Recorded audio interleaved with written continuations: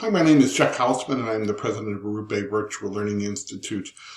Yesterday, we had a wonderful presentation on artificial intelligence in education, and I just want to take a quick second to thank the two presenters, Brian Tittle and John DeMazzo, for their exemplary work on it.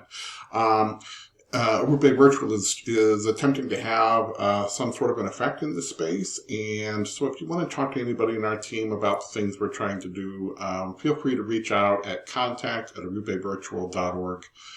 Now on to the presentation itself, which is already a little bit in progress. Thanks much. Work. And what does that, what does that mean? Well, what that means is that we start out with an input layer. And the input layer is basically the input that's put in by the user. It's the question that the user is asking. And it goes through a little bit of simplification, and there's a few things that are done with it before it's put into the neural network, but that's basically what it is for our purposes here. Then that input layer is connected to hidden layers. And in those hidden layers, the input layer sort of travels through a path through the hidden layers using probabilities, and eventually ends up producing an output layer. Now, the output layer, at first, when you first train a neural network and when you first start running inputs into it, they'll produce basically random outputs. But what happens is you can take the random outputs in the output layer and use that to go back through these hidden layers and figure out how the network came to the decisions that it came to. And so there's a mathematical a function called backpropagation that goes from the output layer back through the hidden layers and tweaks the weights of the values that are connecting the hidden layers in order to come closer to that input layer.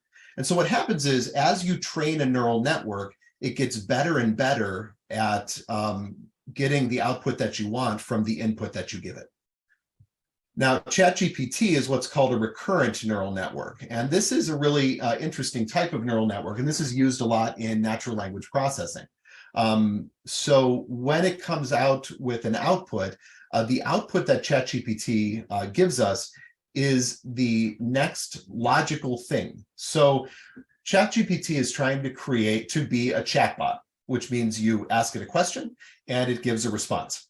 And so the first thing that it gives you is the first word of that response.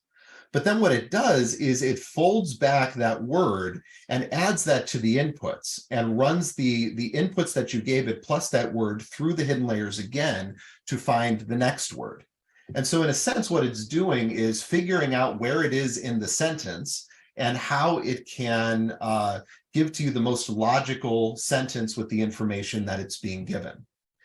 So this is a kind of natural language processing, and computers have been doing this for a long time. Going back all the way to the 1960s, there was a chatbot called Eliza that was just a basic program. Up until the early 2000s, these chatbots were programs that basically had a branching architecture. So you ask it a question and it answers the question based on what's in the question itself. In the early 2000s, AI researchers started using neural networks. And neural networks are different because while with a program, you know exactly how that program is structured and you can tweak the program and how the data goes through it, neural networks are trained and we don't really know what's going on in those hidden layers of the neural network. That's an important point for us to remember here. Natural language processors today use large neural networks. So the ChatGPT neural network has 96 layers plus the recursion that it does. So there's a lot of possibilities here. Plus it was trained on just a massive amount of data. And ChatGPT is trained not only to give us answers, but also to formulate those answers in readable language. So it's trained on language itself. In a sense, it's learning the relationship between words, but it's also learning how to recognize those words in context. So in a way, ChatGPT has learned English, and it's done that by taking in data from the entire internet and being trained on that data. So take a look at these two sentences. What happens when the king switches place with the rook? and who became the King of England in 1688. In both of these sentences, the word king means two very different things, right? In the first sentence, we have chess, and the king is a piece in the game of chess. And we can tell that as human beings because we know the game of chess, and we know that the rook is a player in the game of chess, right? And we know that, we wouldn't be talking about a king in a game of chess, happening in 1688 necessarily. So we can differentiate between these two sentences. But this was a really hard problem for AI to deal with up until about 3 or 4 years ago. So what ChatGPT actually does is it actually looks at the words that are part of its input layer in context. So it does know the difference between a king that's paired with a rook in a sentence and a king that's paired with England in 1688 in the sentence. And what that means is that ChatGPT is able to learn a wide variety of things. So when ChatGPT was trained, it was trained on to become a chatbot. Unbeknownst to its trainers, it learned how to translate English to French. So because of the data that it was being fed. So how does ChatGPT learn? It learns through training. And there's two kinds of training, actually three kinds that are used for most artificial intelligence. The first kind is supervised learning. This is where you've got a student with a teacher. So ChatGPT has inputs that are matched with outputs, and the AI algorithm has to determine how close it got to getting the output that was requested. And so it goes through that back propagation model to train these layers in order to get the input layer to get to the output layer that was requested by the human trainers. And so they'll feed tens, hundreds of thousands of pieces of input into ChatGPT to get an output. But ChatGPT also did a lot of unsupervised learning, which means that it's not being fed a particular output, it's being fed a range of outputs, and basically it's told a goal. So imagine as a teacher that you tell a student that they need to write a paper on the history of England in 1700. The student could come up with a lot of different things, right? And as long as they fit within that goal, then that counts as training the model. So this allows ChatGPT to be very creative. So it's trained on the language itself. It's also trained on content. This makes ChatGPT a really effective tool. Then the people who are programming ChatGPT also reinforced it. And so over the course of the last few years, they've been training it to do new things by giving it more training data. So for example, the newest version of ChatGPT, ChatGPT 3.5, has learned how to write poetry. It can write poetry in actual poetic meter, and it did that through reinforcement learning. The reinforcement learning is kind of a reward punishment system for the AI. If it gets close to the desired result, it is told that it did a good job, and if it doesn't, then it is told that it did a poor job and it needs to tweak its and fine-tune its hidden layers in some way. So does ChatGPT think? No. This is a computer program. It understands human language and context, and knows the relationship between ideas, but only within the conversation that it happens to be in. And the cool thing about ChatGPT is it remembers the conversations that it previously had up to about 1,000 words. So you can have a long conversation with it, and it can remember the things that were said earlier in the conversation. It remembers the context of those conversations. And the real game changer here is it composes new content. So when it's creating things, these things have never been seen in the world before. They may be similar to things that may be online or things like that, but they're brand new. This means that traditional plagiarism checkers don't work on ChatGPT. ChatGPT is being used to power a lot of new artificial intelligence assisted applications. So that is my part, showing you how ChatGPT works. And now I'm going to throw it over to John. And John's going to talk about how ChatGPT can be used in our context as educators.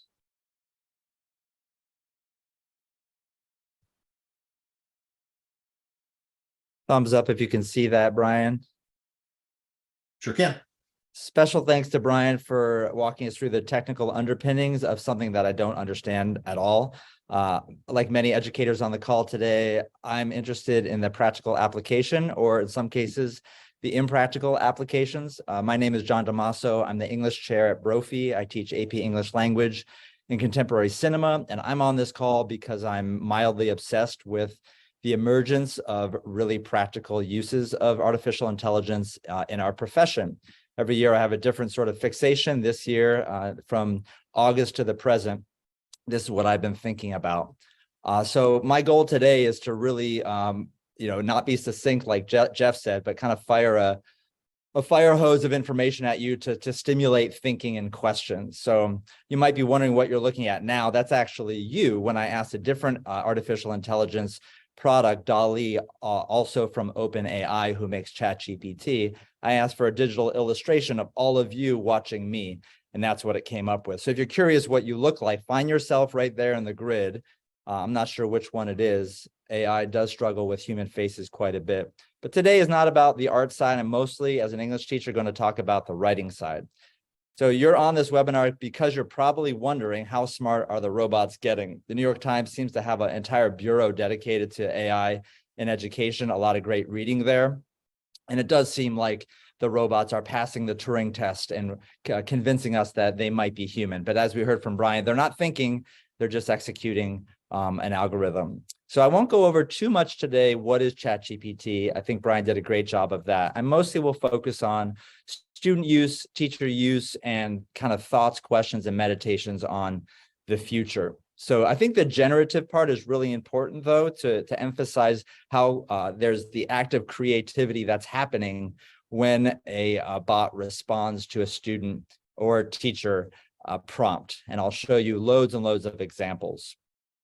So I do want to remind us that this is emerging and emergent. It's just 3 months old. Yes, AI has been around, but the mainstreaming of it with ChatGPT just happened at the end of November. So what can it do? It can basically write anything you want it to write. And normally I would stop now and do a demo. However, about 1 out of 3 times when I try to use it, it's at capacity. So instead of showing you a live demo, I have a lot of prepared examples to share with you. First, just from a wide view. Someone 3-hour SAT practice test into ChatGPT. It got a 1020, which puts it in the 52nd percentile of human being test takers. You can also use it to write code. Here's my friend in Boston, former teaching colleague, asking it to create Arduino code that would change the color of the LEDs he was programming based on weather data from the internet. And it outputs some data, some code that he could craft into his Arduino programming. It was recently used to write a speech to address the U.S. House of Representatives. I've used it to write recipes from what I have currently in my refrigerator. And depending on the time of day, a cocktail. So there's a rye sour cocktail based on what I had in my liquor cabinet. Again, we're not to education yet, but I want to show you how far and wide this can go. At the New Year's time, I put in my age, my weight, my goals, my diet, and asked it for a fitness and nutrition regimen. And it spat that out in about 8 seconds. Again, I'm going to move quickly just to kind of stimulate thinking. The New York Times has embedded the product within their website from time to time. So last month with Valentine's Day, you could use some drop-down menus and then execute ChatGPT to create a Valentine. So here's a bitter Valentine to my therapist in the style of a Yelp review. So you're not here for that. You're here for student uses, right? You'll see a lot of air quotes and quotation marks to indicate how students say they're using it, to brainstorm, to get ideas, and in some cases, to outline, to borrow, to proofread their work, or to just put our prompts in from our classes, and we'll get to that.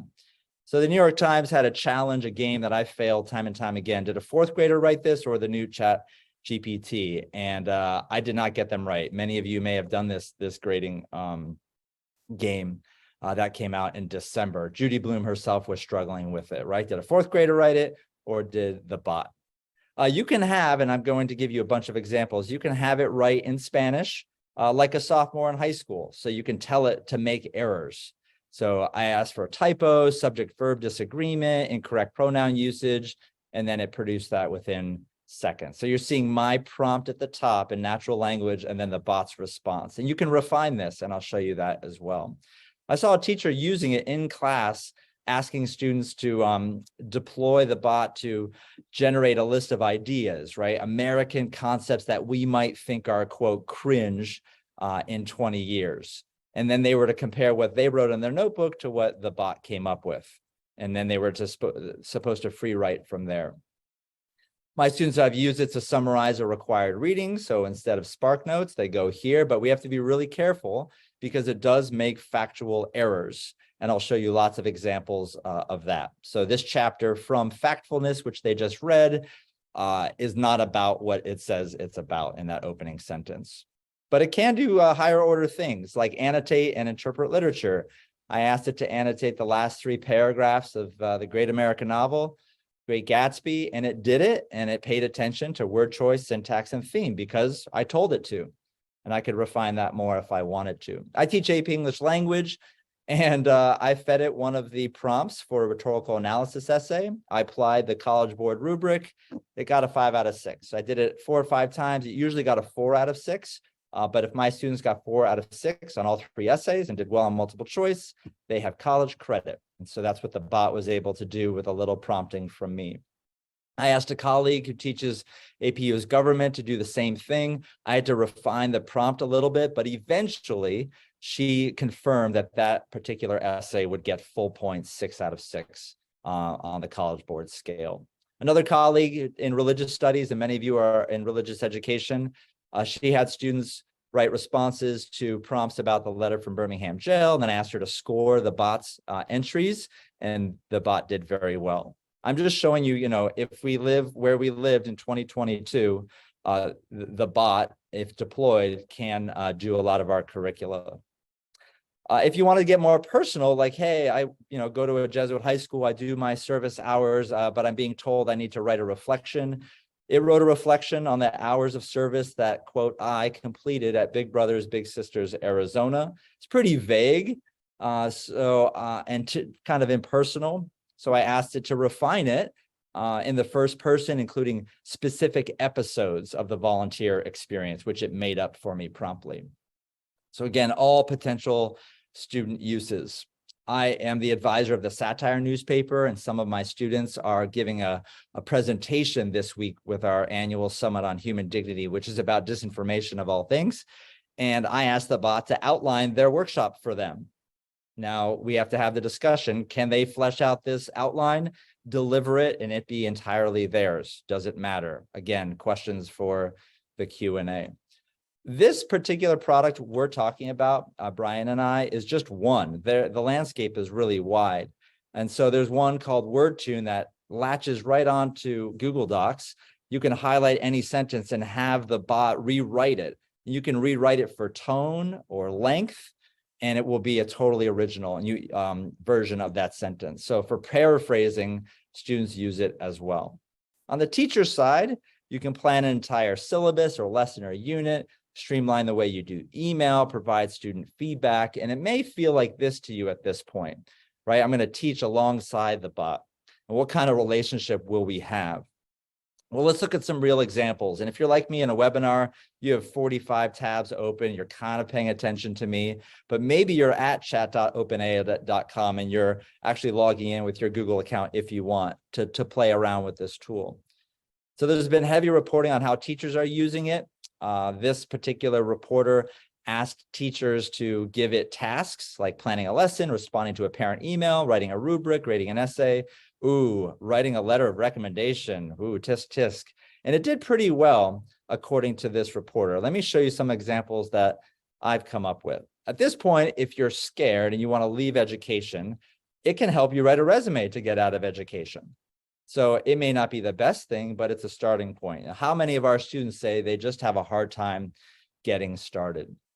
A teacher might draft a syllabus for a new course. Maybe we're starting to think more about science and ethics. So I asked it to generate that particular syllabus. And I asked for, the grading schema, the essential questions, enduring understandings, but I also wanted required readings. So it invented 3 books that don't exist. All three of those writers exist in that space, that domain of science and ethics, but they never wrote those books. So we have to be very careful. It's all very convincing, but it's just sort of the, veneer of a correct syllabus. I asked it to draft a unit for me for my AP English language course about the disinformation age and seeking truth.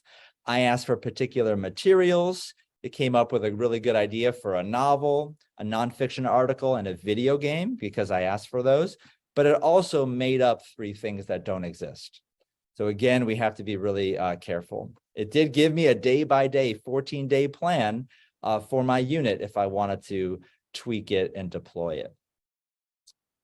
Brian himself has used this. He developed a list of important U.S. court cases for AP government and then challenged his class to kind of put them into a priority list. And the bot offered reasons why each case was important as students got ready for the AP exam. You can take a really complex idea like transubstantiation and ask it to rewrite it for a certain lexile or a certain learning style or even a certain grade level. This particular transubstantiation definition for a kindergartner is pretty interesting, especially the simile like a magic trick. But you can have it rewrite it for a graduate student seeking an MA in divinity as well and get different syntax, different level register of vocabulary. I asked it to rewrite a text by grade level here, the preamble at 3rd grade reading level. And honestly, this has a lot of application. You could take a contemporary piece of writing, like a New York Times article from today, and have it rewrite it for your different levels of reader, or if you have ELL students. I'm going to show you some examples I found from other educators in our space. This is a great podcast if you haven't listened to it, The Cult of Pedagogy. But in this particular episode, Jennifer Gonzalez talks with some Stanford researchers about using ChatGPT as an example machine. How often do we have to come up with examples to help students learn, especially contrasting examples? And so very quickly, I was able to ask the bot to come up with examples of sentences in the passive voice for my grammar lesson, but not just that, passive voice that helps in shifting blame. And it came up with 5 good examples quickly. I can use it to develop writing prompts as a teacher. We just finished reading this book, Factfulness, and I've asked for 3 writing prompts. They're not low level. They're the right verbs, right? Analyze, evaluate, discuss, suggest. And it's a good launching place, especially maybe for teachers in training. Can ask it to develop a rubric for participation in class, which is the holy grail and really hard to assess. The first version I was not satisfied with, so I asked for it as a spreadsheet. It just put numbers in there, which did not satisfy me. I wanted something more qualitative. And so I asked again to make it more qualitative. And eventually I got it to make a rubric draft in the style that I was seeking. I don't know about you, but sometimes giving feedback seems like an insurmountable task. So here I fed the bot 90 thesis statements and asked it to write a letter to all of my students about the trends and patterns and what they did well in those thesis statements and where they could improve. Again, this is a draft. I have to double check it in lots of ways for factual accuracy, tone, and other things. But that is a style of feedback, whole class feedback. I get evaluated in my teaching by my students. I took all of their evaluations, put it into ChatGPT, and asked it to kind of summarize what my students were saying. So here are prevailing themes in the student feedback, which was thousands of words in the words of ChatGPT here. Another really great leader in this space is Matt Miller. He has left education to still be in education, but his website and book, Ditch That Textbook, quotes other great thinkers. Sarah Dillard, her idea of inserting ChatGPT in classroom pedagogy, right? Think, pair, then pause, enter it into ChatGPT, pair, share again, and then share out to the large group is a new part of her process. He also very quickly had, 20 ways you might use ChatGPT in the classroom. Not everything works for you. I thought some of these, like 7 and 9, were pretty good. 7 I just shared. Debating a bot, if you're teaching argument, right? Sometimes you want students to take a position on something, but they don't really know where to start. So you could actually have the bot begin with a position. Cell phones should be banned in school. and have the bot develop that position, and then students could argue with the bot. And then, another set of 10 here from Matt Miller's website, especially creating personal learning experiences or maybe rewriting things for reading level. Okay, so some of you in roles of administration might be thinking, can we catch it? I'll address that question. I also want to address the question, should we? So I saw this early on in first week of December. ChatGPT must mean that Turnitin.com is dead forever because it can't detect it. Yes, we all see the typo loathed by students. I didn't make the graphic, but the gravestone still stands. And pretty quickly, Turnitin said, we've been working on this for 2.5 years. We're going to have some kind of ChatGPT and AI detection capability. And then others came, like a senior from Princeton University who developed ChatGPT 0. He's introduced terms into my head that I never heard of, like perplexity and burstiness, as a way to detect content written not by a person, but by an artificial intelligence product like ChatGPT. And at first, I didn't find it very good. It was failing 4 out of 5 of my tests. But in the last week, it's doing a much better job. You paste in text, it tells you, based on those 2 criteria of perplexity and burstiness, which has to do with randomness and the amount of randomness in a passage of text, it tells you whether it thinks there's commonality to text written by AI. OpenAI itself, which makes ChatGPT, they have a classifier, but you're going to love this. They say, after releasing their classifier 2 weeks ago, our classifier is not fully reliable. It correctly identifies with an accuracy rate of 26% that a text was AI written. Those are true positives, while it has about 9% false positives, calling something written by a human as AI written. Oops. You might be wondering what the College Board has to think about this. About 10 days ago, they came out very strongly saying the following: students are categorically prohibited from using any and all artificial intelligence tools. Everything, like I said, is new, emerging, 90 days old. So I think all of our positions, whether you're in the Jesuit Schools Network or another Catholic school, your own classroom policies, everything I think at the moment is in flux. Some have staked out the position, yes, it does raise fears of cheating, but its potential as a tool may outweigh those risks. And that's for our conversation coming up shortly. I really thought this perspective was powerful, that it's an excellent prompt tester. And if you've come up with an assignment that can be satisfactorily completed by computer software, why bother assigning it to a human being? Like, why are we asking students to do things that a bot can do? And we can talk about cognitive development and learning about learning and skill building, but maybe we should be asking different kinds of questions. So where are we headed in the future?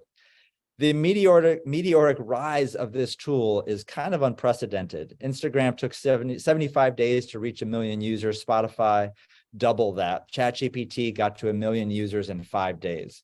And there's tens of millions of users now, tens of billions of dollars of funding and capital behind this. And this is just one of many different tools. ChatGPT is being baked into different things, and competitors like Google with Lambda and other products are on the horizon here. So yes, there are detectors and they can do a decent job, but ChatGPT 4, the next version, has been trained on 500 times as much writing as ChatGPT 3.5. This quote blows me away because of our religious context. People who've seen it say it's miraculous. So again, it's not going away. It's only getting more refined and potentially sophisticated. There's another bot called Perplexity, and I asked it this question and it had an answer, but this is a question we're thinking about in our dean's offices. If you ask for help from the AI assistant, is it plagiarism, academic dishonesty, or is it something else? I asked the ChatGPT bot, are you killing the high school English essay? And it said, it's not a substitute for critical thinking and analysis that is developed through the process of writing an essay. The key word there is process. In education, if we value process, assess process, encourage and nurture process over product, maybe we have a chance here. So what I see emerging in the next few months and years are three types of writing. One would be purely AI authored writing, and that is writing that you might find that's for free on NewYorkTimes.com. But maybe if you want access to human augmented writing, maybe that will be behind a paywall. I'm not sure. But like some of our students have done, you can draft with AI, ask it to produce some writing, and then you go in and, quote, make it your own, like some of our students say. Maybe they're doing find replace for diction choices. Maybe they're moving paragraphs or substituting certain sentences. And it's sort of the human playing the role as assistant. And then maybe there's a third type, which I'm trying to call artisanal writing. That's my branding effort there for human-made writing. And unfortunately, this may be behind a paywall at some point, where you have to pay big money to get human-made content. And that is not good in our world of haves and have-nots. And as we talk about equity and inclusion. So a common question in the Jesuit examine is, how are we called to respond now? We can look to the Pope. He says to pray that robotics and artificial intelligence remain always at the service of human beings rather than the other way around. And that was in November of 2020. Just prior to that, something happened that was kind of revolutionary, where the Italian government, the Vatican, Microsoft, and IBM got together with what's called the Rome Call for AI ethics. And I won't go into much detail. I just want to put it on your radar. And they've developed 6 principles, this consortium, that we should be deploying whenever we are asking artificial intelligence to solve problems with us. So they've asked for transparency, inclusion, accountability, impartiality, reliability, and security and privacy. I won't go into all of those, but please know there are universities that are entering into the Rome Call, and potentially, high schools as well. OpenAI itself is studying itself along with Stanford and Georgetown. In the last 2 years, they've done a study on the potential misuses of this large language model approach that Brian described for disinformation campaigns in particular. And this quote kind of caught me from their report. For malicious actors, these language models bring the promise of automating the creation of convincing and misleading text for use in influence operations. So as we get closer to our Q&A time, I just want to remind us that we've had other disruptions. We started with Jeff's prayer about disrupt me, disrupt us. Well, we're getting disrupted again. It was calculators, search engines, Googling, Wikipedia, PhotoMath. ChatGPT may join that. And are we going to just stay stuck in a moral panic, or are we going to try to move towards some kind of transformation as educators? So with that, I'm going to ask for Jeff to lead us in our Q&A. All right. Thank you both, Brian and John. And so now we are entering into the Q&A, people. And of course, as you may have noticed early on, after I made so many jokes about the recording, I started the recording late. So I did get it recorded. So the vast majority of it is being recorded for those who want to share this presentation with your colleagues in your schools. So please use the Q&A button to share out any questions you have. And I did have a person, one of our people who are present here today, who actually sent me some questions in advance. And so I'm going to start with one of those while other questions come into the Q&A. And the first question is are we supporting critical thinking with this AI? So I'll let either one of you take that one. Sure, I'll go for it. I think it depends on how we use it.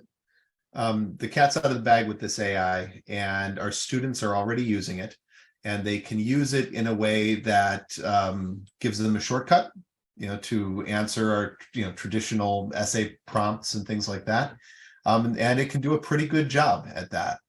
Or we can come up with better methods like John described, where we can use the AI to prompt the students to think more critically and have them respond to AI created content. Beautiful. All right, and then the follow-up question that she has, thank you for that. John, you want to add anything, or is that good? That's all set. Thank you. Okay. Are we adding more dependence on technology? Difficult question and a good one. Are we adding it? It depends how we, as the adults in the room, try to deploy this in our classrooms. There are so many additive, tech tools that we are already using, right? When one of them falls out of favor, like Kahoot, the next one kind of fills its place. So I don't know. It's emerging. I just think we need to be open to growth, like our mission calls us. Yeah. And again, whether we're adding it or not, our students are still using it. So, whether it's part of our pedagogy, it's part of their workflow. Good. Yeah. We literally have 0 questions coming in, which leads me to believe that your presentation was either out of the park or it has just decimated so many people here that they run for the liquor cabinet, one of the two. Anybody else want to ask any questions? Oh, here we go. We got one coming in here. Let's see here. Does the age restriction of 18 for ChatGPT inhibit our ability to use it in the classroom? It's a really great question. In the terms of use, it does say 18 or older. Teachers they fit that role, and so we are able to use it. I cannot and do not require students to use it currently for that reason. Good question. Okay. Anything else?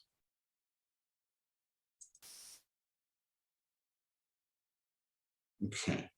Well, while we're waiting, I'm going to give a couple more seconds for questions to come in. And while we're doing that, oh, here we got one. Out of the park. Okay, no, lots to think about. That's just a comment. Okay, they're commenting about how great of a job you guys did. Okay. Critical thinking, that could include trying to stump AI or do a better job than AI did. And that's a question mark at the end. So is that okay? It can, and there are times when I wanted to reinforce the point that John made earlier that this is not, AI will be giving incorrect answers. And it tends to be about things that are similar, where it's pulling in similar information. So, for example, I asked it about King Henry III of France and how he died. King Henry died in a joust and was killed by a lance. But ChatGPT told me that he died of a stomach ailment.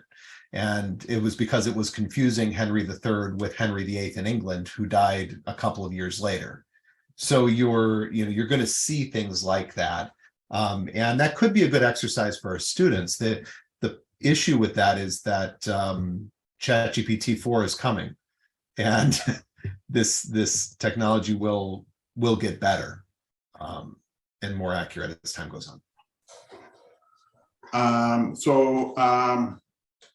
Another good question. So can you give suggestions to teach students how to use this appropriately during the class or while taking a test? We're in a bit of a cat and mouse game right now. So you have teachers that are returning to some so-called old school methods of pen and paper. Those more tech enabled are using, lockdown browser and some of the LMSs. And I use that in AP English language. So I know that the writing is happening in front of me. But if you have an open internet, you have multiple tabs, I think we have to ask different and better questions, and also, engage in other modalities that show student learning that is not wedded to writing alone. Yeah, I think if you're giving a take-home essay prompt, you have to assume that your students are using ChatGPT for at least part of it, even if it's just the outlining. So in my classroom, I've gone to basically handwritten essays in class with me present. And that at least forces them to compose. So Yeah. Do you still have places in your work where you are not using tech or using AI? oh yeah. Yeah. Yeah. I would concur. Yes, it's about, devices out, devices closed, notebooks out, notebooks closed. This is what we're doing now. And just kind of guiding that process. But yeah, for sure. Yeah. It's a tool like any other tool, and it can be used to structure an activity. But really the fundamental tool in the classroom is that teacher-student relationship. It's where you're having that conversation with the students to help them understand your content better.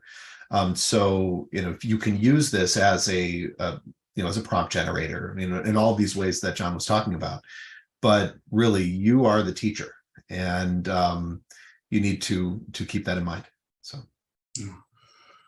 How would you respond to a teacher who's extremely worried about cheating, and what recommendations would you make? Sure. Lockdown browsers, handwritten essays. Don't give, it's going to make homework difficult because ChatGPT can answer multiple choice questions accurately. It can write essays. It can do creative prompts. So, you can ask it to write you a screenplay with 3 different historical characters, and it will do a passable job. So you're not, it's going to be very hard to keep it at bay with creative prompts. It's going to make homework projects and things like that difficult. If I'm honest, I hope it makes homework go away. I hope we become so efficient and amazing as educators in the room that a child from 8 to 3 can learn and then they can go home. That's kind of one of my personal hopes and dreams for this. We can police it for a long time, and that's fine too, but we can also ask other questions. There's metacognitive capabilities here. I started writing a short story with the bot going back and forth. And then if I wanted to, I could put that in Google Docs and then annotate it and talk about the decisions that the bot was making for story development. And students could do that too. I have some teachers here that are writing having the bot write an essay, and then the assignment is to annotate the essay with critical thinking. So we just have to be open to different kinds of products that our students create. And again, if we honor the process, I think we're going to be okay. Yeah. And I think if your homework is, reading, studying, those things that aren't necessarily creating content, and they're creating content in your classroom, you can avoid a lot of the cheating issues. Yeah. And this sort of gets at the next question, which I really like, and Brad, thank you for this one. In your opinion, what are the important student skills for teachers to focus on going forward if AI tools are now available to students to respond to prompts and test content knowledge? So what are the important skills that teachers can focus on?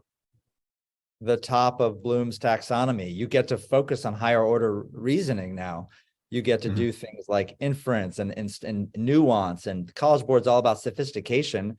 Well, let's just dedicate our time to helping students be as human as possible, something the bot can't do.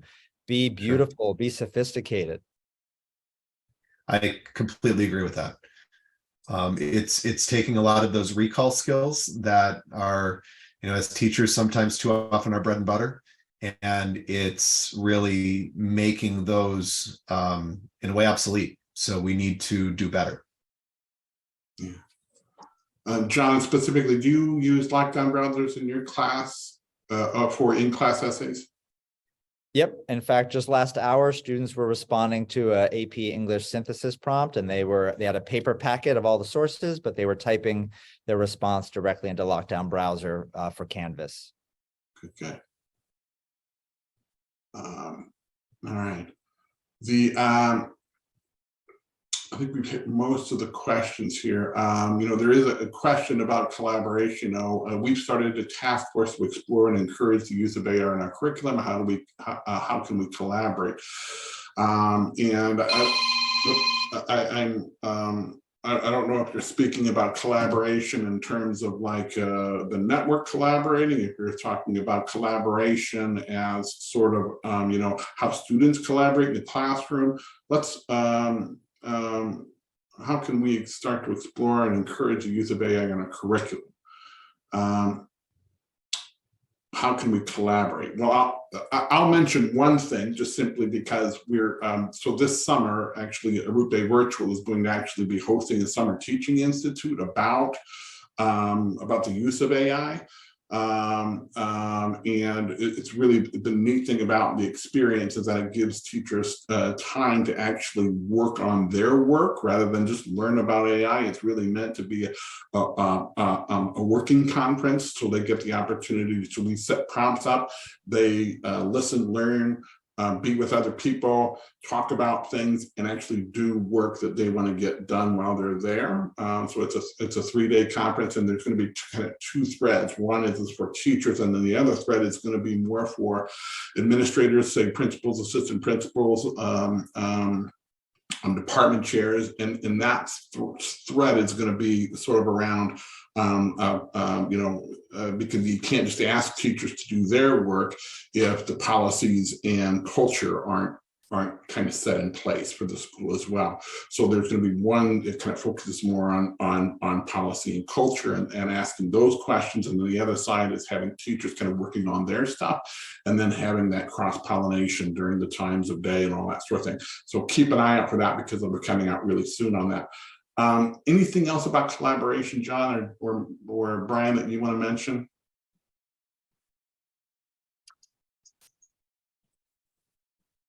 I mentioned in my comment, just reach out to me. I'll connect that individual with the assistant principal for technology here. I think these task forces are going to be popping up across our schools, and then maybe there's an opportunity at, you know, a symposium or colloquium to have a focus where those task forces get together.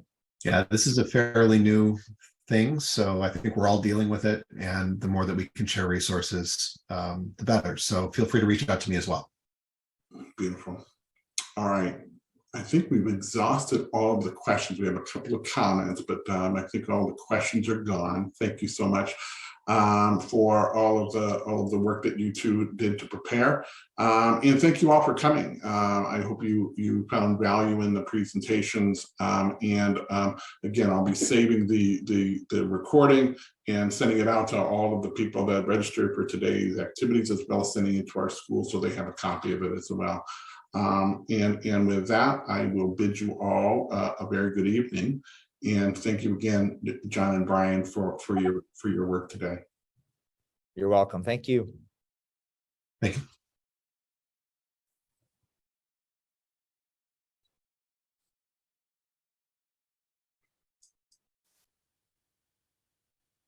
Thanks, Brian. Yeah.